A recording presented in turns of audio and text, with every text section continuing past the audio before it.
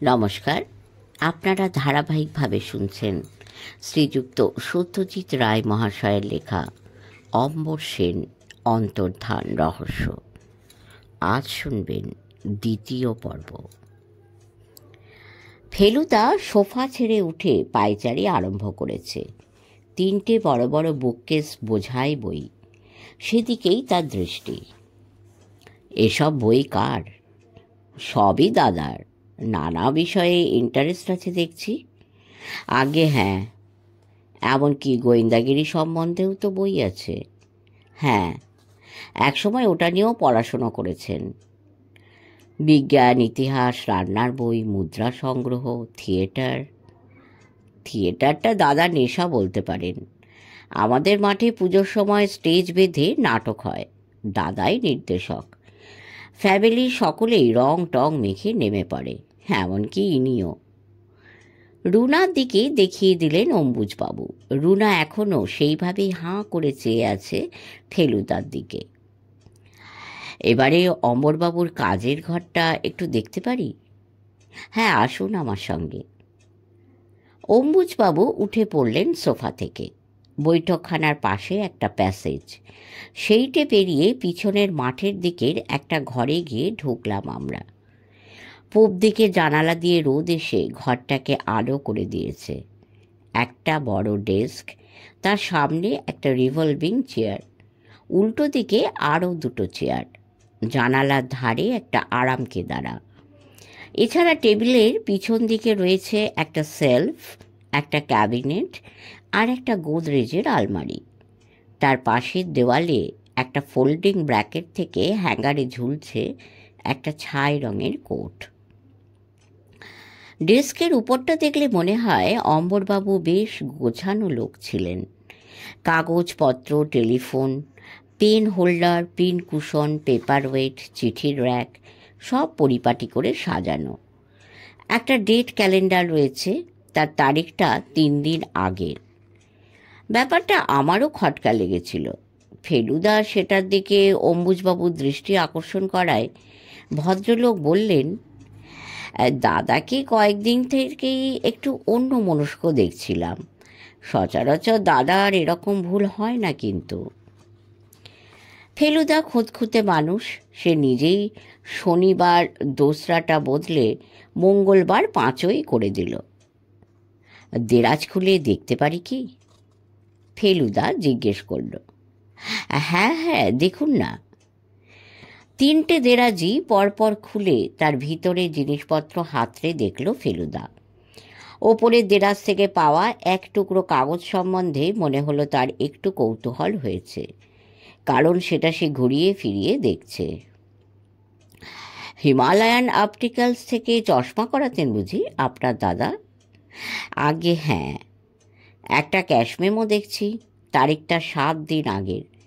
নতুন চশমা করিয়েছিলেন বুঝি? কই না তো, বলে উঠল রুনা। সেও আমাদের পিছন পিছন এসেছে। তুমি কি করে জানলে রুনা? জিজ্ঞেস করল ফেলুদা। আমাকে তো দেখায়নি জেঠু। অম্বুজবাবু একটু হেসে বললেন, দাদা যে কখন কি করছেন তার খবর আমরা সব সময় পেতাম না। আমরা অম্বরবাবুর স্টাডি থেকে বেরিয়ে এলাম। আপনাদের এক আত্মীয় এখানে থাকেন বোধহয়। প্যাসেজে বেরিয়ে এসে বলল ফেলুদা, আপনাদের এখানেই মানুষ হয়েছেন? কে, সমরেশ? হ্যাঁ, থাকে বই কি। ফেলুদার অনুরোধে সমরেশবাবুকে ডেকে পাঠানো হলো। বছর 35 বয়স, মুখে বসন্তের দাগ, চোখে পুরু চশমা। একটু যেন আড়ষ্ট ভাব নিয়ে ভদ্রলোক এসে দাঁড়ালেন আমাদের থেকে হাত 10 দূরে। বসুন, বলল ফেলুদা। বেশ কিছুটা দূরে একটা চেয়ারে বসলেন সমরেশবাবু। আপনার পদবিটা কি? মল্লিক। কদিন আছেন এ বাড়িতে? বছর 25। কি করেন? একটা ফিল্ম ডিস্ট্রিবিউশন অফিসে কাজ করি। কোথায়? এই ধর্মতলায়। কি নাম কোম্পানির? কোহিনূর পিকচার্স। কদিন আছেন ওখানে? 7 বছর। তার আগে কি করতেন? এই বাড়িরই কাজকর্ম। হাত দুটোকে ভাঁজ করে হাঁটুর মধ্যে চেপে রেখেছেন ভদ্রলোক, যাকে বলে একটা জবুতবু ভাব। আপনি অমরবাবুর অন্তর্ধানের ব্যাপারে কোনো আলোকপাত করতে পারেন? সমরেশবাবু চুপ। ফেলুদা বলল, তিনি একটা হুমকি চিঠি পেয়েছিলেন, জানেন? জানি। আপনার ঘর কি এ বাড়ির একতলাতে? হ্যাঁ। অমরবাবুর কাছে বাইরের লোকজন দেখা করতে আসতো? তা আসতো মাঝে মাঝে। সম্প্রতি এমন কোনো লোককে আসতে দেখেছেন যাকে আগে দেখেননি? সেটা লক্ষ্য করিনি।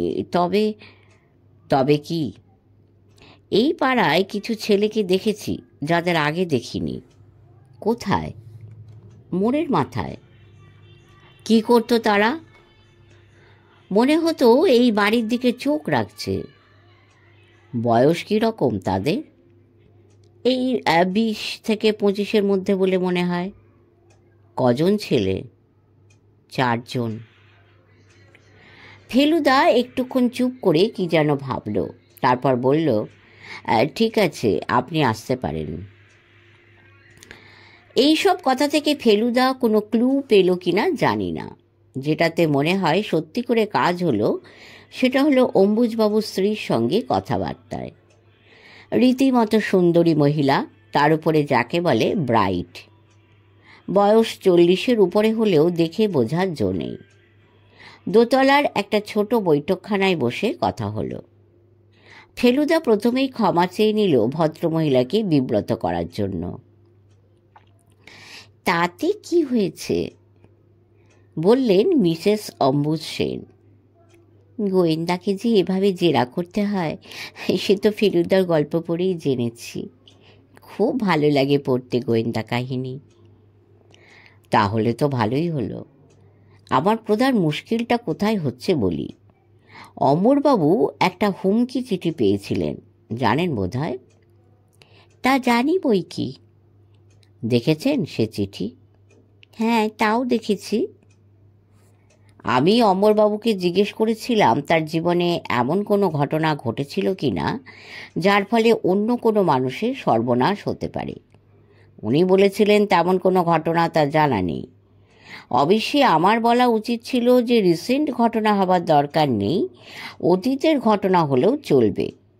কেননা প্রতিহিংসার ভাবটা মানুষ অনেক সময় অনেক দিন পুষে রাখে। আমি এখন আপনাকে জিজ্ঞেস করতে চাই, আপনি কি এমন কোনো ঘটনার কথা জানেন? 10-20 বছর আগের হলেও চলবে। ভদ্রমহিলা একটুক্ষণ চিন্তিতভাবে চুপ করে থেকে বললেন, তাহলে আপনাকে বলি। আপনি দেখুন এমনি ঘটনার কথাই বলছেন কি না। এটা আমার কাল রাত্রিরে হঠাৎ মনে পড়ে। আমার স্বামীকেও এখনো বলিনি। কি ঘটনা বলুন তো? একটা অ্যাক্সিডেন্টের ব্যাপার। অ্যাক্সিডেন্ট? অনেক দিন আগে।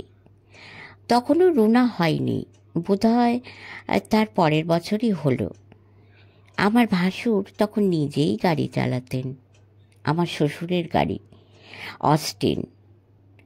উনি শ্যামবাজারের দিকে একজন লোককে চাপা দেন। সে লোক মারা যায়। আমরা দুজনেই চুপ, ঘরে থমথমে ভাব। অম্বুজবাবু পাশেই ছিলেন, চাপা গলায় বললেন, আশ্চর্য, এটা আমার মনেই ছিল না। আর কি মনে পড়ছে? ফেলুদা দুজনকেই প্রশ্নটা করল। নিম্ন মধ্যবিত্ত ফ্যামিলি, ক্লার্ক ছিলেন ভদ্রলোক, বললেন অম্বুজবাবু। নাম মনে পড়ছে? হুম। স্ত্রী ছিল আর 3টি ছেলে মেয়ে। ছেলেটির বয়স 13-14, মেয়ে দুটি আরও ছোট। 5,000 টাকা তুলে দেন বিধবার হাতে। কে, অমরবাবু? হ্যাঁ। সেই থেকেই দাদা ড্রাইভিং বন্ধ করে দেন। বললেন অম্বুজবাবু।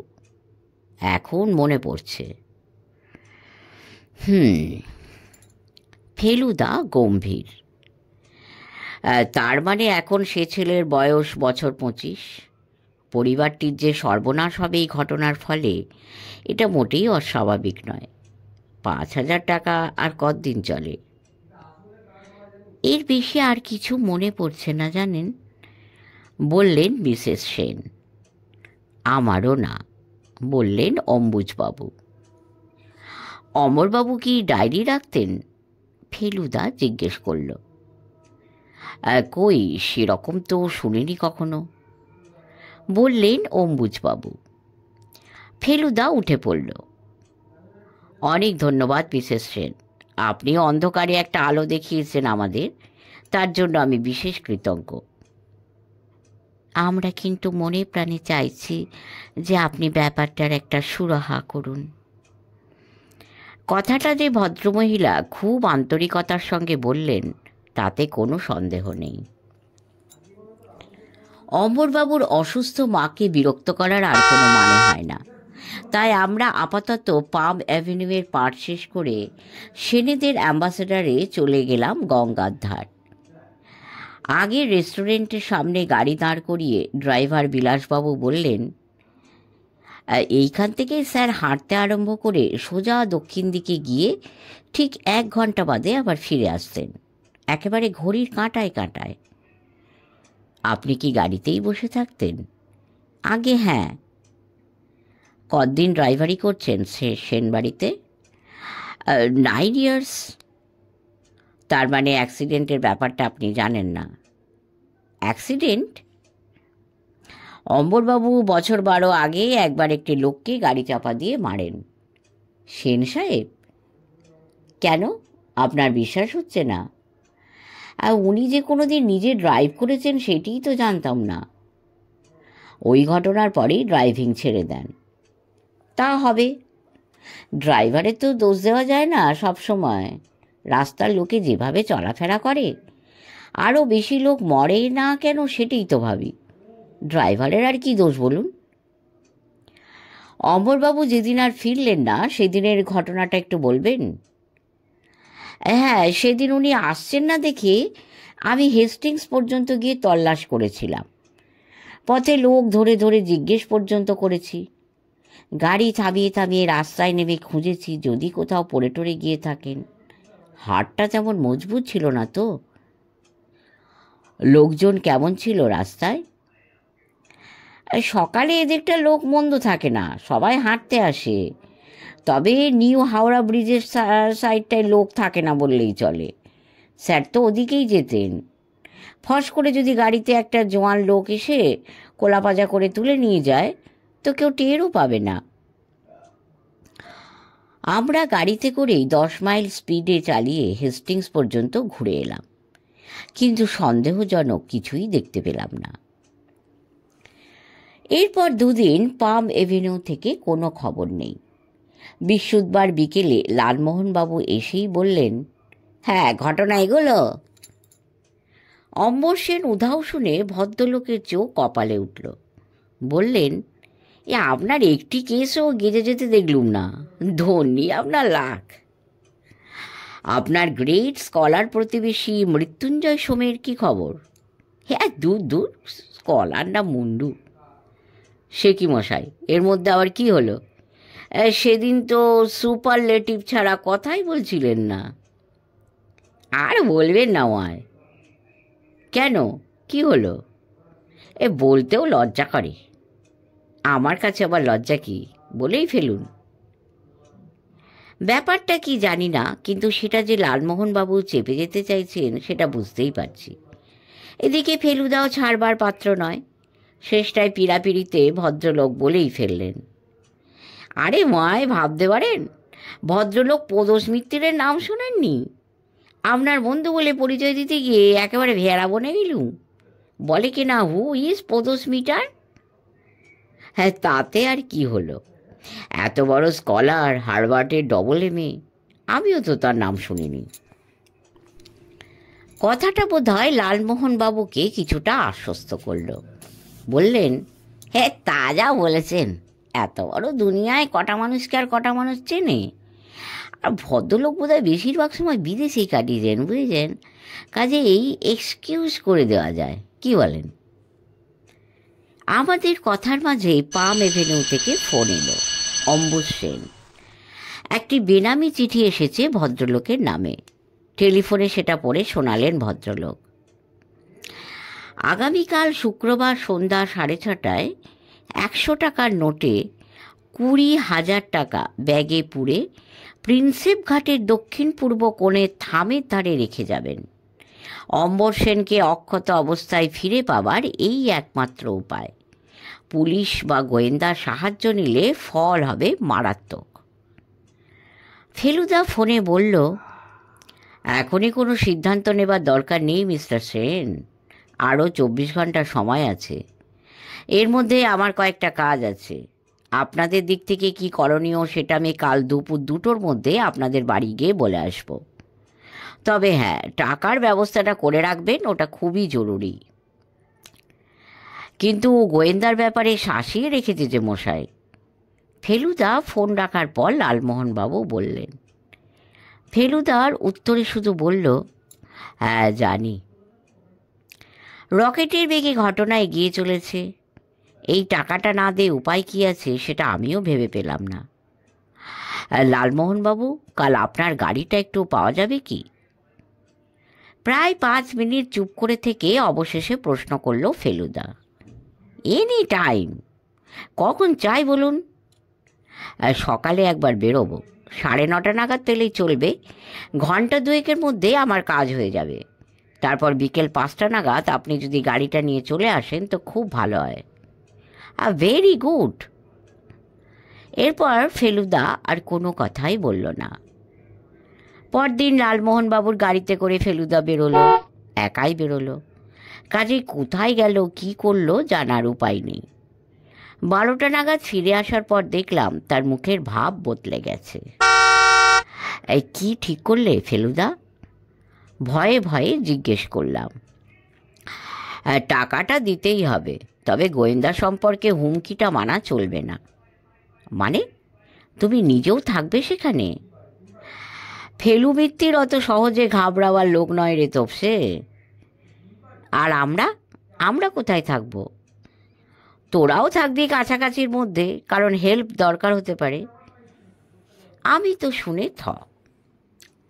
দুপুরে খেয়ে দিয়ে আমরা গেলাম পাম এভিনিউ। অম্বুজবাবু স্বভাবতই বাড়িতে ছিলেন। ফেলুদাকে দেখেই ব্যস্ত হয়ে উঠলেন। কাল রাত্রিরে চোখের পাতা এক করতে পারিনি মশাই। দেখতে দেখতে কী যে হয়ে গেল। ফেলুদা গম্ভীরভাবে বলল, টাকাটা আপনাদের খসবেই মিস্টার সেন। অম্বরবাবুকে ফিরে পাবার আর কোনো রাস্তা নেই। তুমি ধরতে পারোনি এখনো? রুনা হঠাৎ ঘরের দরজা থেকে চেঁচিয়ে জিজ্ঞেস করে উঠল। অনেকটা ধরে ফেলেছি রুনা, খুব চেষ্টা করছি যাতে বাকিটা আজ বিকেলের মধ্যেই ধরতে পারি। ব্যাস, ঠিক আছে। রুনাকে ভীষণ নিশ্চিন্ত বলে মনে হলো। ফেলুদা ব্যর্থ হবে এটা যেন তার কাছে ভয়ানক একটা দুঃখের ব্যাপার। তাহলে কি করা উচিত বলে মনে হয়? জিজ্ঞেস করলো অম্বুজবাবু। টাকার ব্যবস্থা হয়েছে? হ্যাঁ, সেটা করে ফেলেছি। বাড়িতে তো অত ক্যাশ থাকে না, তাই আজ সকালেই সমরেশকে দিয়ে ব্যাংক থেকে টাকা আনিয়ে নিয়েছি। সেই টাকা এবং যে ব্যাগে করে সেটা দেওয়া হবে, এই দুটো জিনিস আমি একবার দেখতে চাই। টাকা এবং ব্যাগ এসে গেল। এত টাকা এর আগে একসঙ্গে দেখেছি কি মনে তো পড়ে না।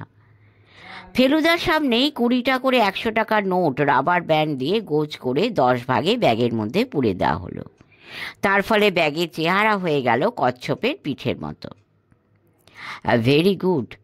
তাহলে আমরা বেরিয়ে পড়ছি 6:45 নাগাদ। অম্বুজবাবু চমকে উঠলেন। সে কি, আপনি যাবেন? অপরাধীকে ধরার চেষ্টা আমাকেই করতে হবে মিস্টার সেন। আপনি টাকা রেখে আসবেন, আর সে লোক দিব্যি এসে সেটা তুলে নিয়ে যাবে, এ তো হতে পারে না। অম্বরবাবুকে ফেরত পাওয়াটাই বড় কথা, সেটা জানি, কিন্তু সেই সঙ্গে এই গুন্ডাদেরও সাজা হওয়া উচিত নয় কি? না হলে তো তারা এই ধরনের কুকীর্তি করেই চলবে। তবে আপনি চিন্তা করবেন না, সাবধানতা অবলম্বন না করে আমি কখনো কিছু করি না। তাহলে আমি বলছি, আপনি মন দিয়ে শুনুন। আপনি আপনার গাড়িতে করে যাবেন টাকা নিয়ে, নিউ হাওড়া ব্রিজের দিকটা দিয়ে আসবেন। ওদিকটা মোটামুটি নিরিবিলি। গাড়ি প্রিন্সেপ ঘাট থেকে অন্তত 200 গজ আগে দাঁড় করিয়ে আপনার ড্রাইভারকে বলবেন টাকাটা যথাস্থানে রেখে আসতে। আমি কাছাকাছির মধ্যেই থাকবো। কাজটা ঠিকমতো হচ্ছে কি না সেটা আমি দেখতে পাবো। আমরা মিট করব ঘটনার পর গে রেস্টুরেন্টের সামনে।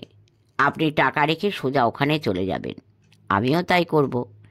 অপরাধীকে যদি ধরতে পারি তাহলে তিনিও আমার সঙ্গেই থাকবেন, বলাই বাহুল্য। অম্বুজবাবুকে মনে হলো যেন তিনি বেশ নার্ভাস বোধ করছেন। সেটা অস্বাভাবিক নয়, টাকার অঙ্কটা তো কম নয়। আর গুন্ডারা কি করবে না করবে কে জানে। বিকেল 4:30 সময় লালমোহনবাবু এলে পর ফেলুদার প্রথম কথা হলো, মশাই, এমন অভিনব কেস আর আমি কোনোদিন পাইনি। অবশ্যই আমাকে জিজ্ঞেস করলে পরে আমি এখনো বলতে পারবো না এর বিশেষত্বটা কোথায়। তাহলে আমরা কি করছি জিজ্ঞেস করলেন লালমোহনবাবু। হ্যাঁ, শুনে নিন মন দিয়ে, তুইও শোন তোপসে। 5:30টার সময় আপনারা গাড়ি নিয়ে, আপনি আর তোপসে, চলে যাচ্ছেন গে রেস্টুরেন্টে। সেখানে আপনাদের অভিরুচি অনুযায়ী পানা হাঁস সেরে ঠিক 6:15টায় রেস্টুরেন্ট থেকে বেরিয়ে শটান চলে যাবেন দক্ষিণে প্রিন্সেপ ঘাট লক্ষ্য করে। গাড়ি রেখে যাবেন রেস্টুরেন্টের সামনে। থামওয়ালা ঘাটটার কাছে পৌঁছানোর কিছু আগেই দেখবেন ডান দিকে একটা গম্বুজওয়ালা বসার ঘর রয়েছে। দুজনে সেখানে ঢুকে বেঞ্চিতে বসে পড়বেন। ভাবটা এমন হওয়া চাই যেন সান্ধ্য ভ্রমণ আর বায়ু সেবন ছাড়া আপনাদের আর কোনো উদ্দেশ্য নেই। ঘাটের দিকে আর দৃষ্টি রাখবেন, তবে যেন মনে না হয় যে ওটাই আপনাদের লক্ষ্য। তারপর 6:10 পর ওখান থেকে উঠে পড়ে নিজের গাড়িতে ফিরে আসবেন। আমিও সেখানেই আপনাদের মিট করব।